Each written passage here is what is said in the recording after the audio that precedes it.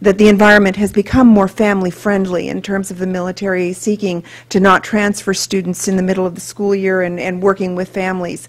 At the time I was in school, you just picked up and went.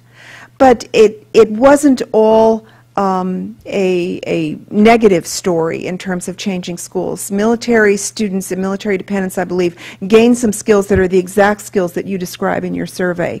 The ability to be problem solvers, the awareness of different cultures, the exposure to a diverse population, and being able to think on your feet, meet fast, and really seize and solve problems in the moment.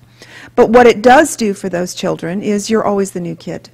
You come into school and you don't know, at least until now, where you are in relation to your peers. It takes weeks to figure it out. The tools aren't there to assess where the students are, and they suffer as a result.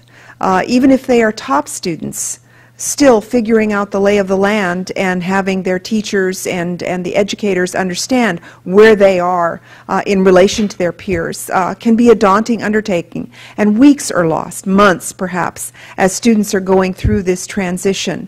And nothing is stopping for them. It is moving forward while they are trying to get their bearing. You could say that's a great skill set to learn, but that's hardly the way that we want to treat our children, especially these children who are already making sacrifices for this country well above what others are making. So I really applaud the focus of this group on military families and the Common Core state standards and the benefit it will bring to this unique population. For Intel, we actually have another population that this will help us for. We every year bring in a number of students from countries outside the U.S.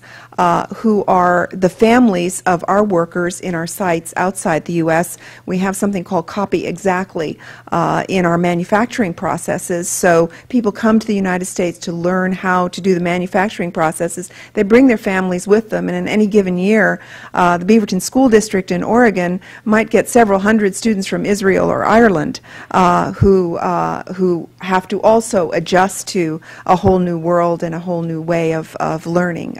So I believe the preparation with respect to Common Core state standards can be helpful for them as well.